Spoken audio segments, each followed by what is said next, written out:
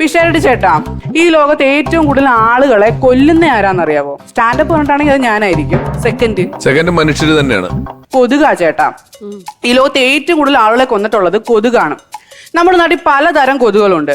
ചില കൊതുകൾ പാർലമെന്റിൽ ഇരുന്ന് വെറുതെ ബോറടിക്കുമ്പോൾ സവാളുള്ളിയുടെയും തക്കാളിയുടെയും വില കൂട്ടിയും കുറച്ചും നമ്മുടെ ചോര കുടിക്കും. ഇനി വേറെ ചില കൊതുകളുണ്ട്. കാറിൽ നിന്ന് ഇറങ്ങി വരുന്ന നടിമാര് പാവത്തുങ്ങളായിരിക്കും. അവരുടെ വീട്ടിൽ എത്ര പട്ടി വെച്ചു, പൂച്ച തുമ്മിയപ്പോ പൂച്ചക്കാട്ടം വന്നോ, ഇന്നലെ പെയ്ത മഴയിൽ എത്ര ആന്തൂറിയം വന്നോ എന്നൊക്കെ ചോദിച്ചിട്ട് ആ പാവങ്ങളെ ഈ നാട്ടുകാരുടെ മുമ്പിൽ ബലിയാടാക്കിയിട്ട് അവരുടെ ചോര ഊറ്റി കുടിക്കും. ചേച്ചി, ഈ ലോകത്ത് ഏറ്റവും കൂടുതൽ കോഴിത്തരം ചെയ്യുന്ന ആരാന്നറിയാവോ? കോഴി തരം ചെയ്യുന്നത് കോഴി. സെക്കൻഡ് നിങ്ങൾക്കറിയാവോ? നടുക്കിരിക്കുന്ന ചേട്ടനാ. അത് സംഭവം ശരിയാ. ഞാൻ വന്നു നിന്നപ്പോ മുതൽ പുള്ളി എന്റെ ചോര കുടിച്ചോണ്ടിരിക്കുക. പറ, ഞാൻ പറയാം അതും ഒരു കൊതുവാണ്.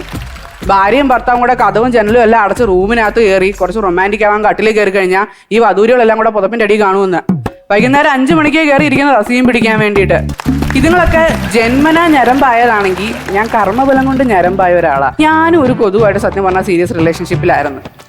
ഞങ്ങൾ രണ്ടും മതത്തിൽപ്പെട്ടവരാണെങ്കിലും വലിയ കുഴപ്പമില്ലാത്ത റിലേഷൻഷിപ്പെല്ലാം മുമ്പോട്ട് പോയി. അവൾ എന്റെ ചോര കുടിക്കും, ഞാൻ അവളെ ഇറുക്കാതെ കെട്ടിപ്പിടിക്കും. അങ്ങനെ ഞങ്ങൾ മുമ്പോട്ട് പോയിക്കൊണ്ടിരുന്നപ്പോൾ തൻ്റേതല്ലാത്ത കാരണത്താൽ അവളിൽ നിന്നൊരു ഡെങ്കു എന്റെ വയറ്റിൽ വളരുമെന്ന് മനസ്സിലായ അമ്മ ഞങ്ങളുടെ റിലേഷൻഷിപ്പിന്റെ ഇടയിൽ പുതിയൊരു വില്ലനെ കൊണ്ടുവന്നു, കൊതൂരി. അമ്മയുടെ വിചാരം കൊതൂരി കത്തിച്ചു വെച്ച് കഴിഞ്ഞാൽ കൊതുകെല്ലാം ചത്തു പൊങ്ങുമെന്നാ.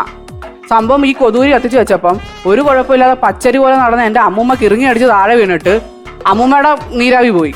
7ന്റെ അന്ന് സഞ്ചാരി കഴിഞ്ഞ് പോയ കൊതുകൾ പറഞ്ഞ എന്തുവാന്നറിയാവോ? ഒരു പാവ അമ്മൂമ്മയായിരുന്നു. ഇന്ന് വരെ ഒരു കൊതുകിനെ പോലും കൊന്നിട്ടില്ല. കാരണം എന്റെ അമ്മൂമ്മയുടെ കൈ എപ്പോഴും വിറയ്ക്കും. പണ്ടൊരു പൂച്ചേനെ കൊന്നിട്ടുണ്ട്. എന്റെ അഭിപ്രായത്തില് ചേച്ചി ഭയങ്കര ഭാഗ്യവതിയാ. അന്ന് വെച്ചാൽ ബേബി സാർ ഒരു കൊതുകിനെ കൊണ്ടുപോലും ചേച്ചിയെ കുത്തിക്കാൻ സമ്മതിക്കുന്നില്ലല്ലോ. ഇല്ല, ഞാൻ ഒരു കല്യാണ വിരോധിയാണേ. പക്ഷെ എന്റെ ലൈഫിൽ ബേബി ചായനെ പോലെ ഒരു കൊതുക് വരുവാണെങ്കിൽ ഉറപ്പായിട്ടും ഞാൻ പിന്നെ ഇവിടെ വന്ന് നിന്നപ്പം പോലും ഞാൻ ഒരു കിറങ്ങി അടിച്ച രീതിയിലാണ് നിൽക്കുന്നേ. അന്ന് വെച്ചാൽ ഇങ്ങോട്ട് വരുന്ന വഴിക്ക് എന്നെ ഒരു കൊതുക് അടിച്ച്. ഈ എവിടെ പോയി ആരുടെ സ്റ്റഫ് അടിച്ച കൊതുകിനെ കടിച്ചാണോന്നൊന്നും എനിക്ക് അറിയത്തില്ല. അതെന്നെ കടിച്ചതിന് ശേഷം എനിക്ക് ഒരു ഓർമ്മയില്ല. പിഷാരടി ചേട്ടനെയൊക്കെ എനിക്ക് 4, 3 ഒക്കെ ആയിട്ട് തോന്നുന്നുണ്ട്. അതുകൊണ്ട് ഞാൻ എല്ലായിടവും നടന്ന് പറയുന്നത് എവിടെയെങ്കിലും ഇരുന്ന് റെസ്പോൺസ് കിട്ടിയാൽ മതിയല്ലോ. അതുകൊണ്ട് എനിക്കൊരു കാര്യം മനസ്സിലായി, എന്റെ സ്റ്റാൻഡപ്പിന്റെ രീതി ഇത് എങ്ങോട്ടാ പൊക്കോണ്ടിരിക്കുന്നതെന്ന്. അപ്പൊ ഇനിയിപ്പോ അടുത്ത തവണ നല്ല ഏതെങ്കിലും ഫ്രഷ് കണ്ടന്റ് ഉള്ള കൊതു വന്ന് കടിക്കുവാണെങ്കിൽ നല്ലൊരു കണ്ടന്റുമായിട്ട് വരാം. നന്ദി.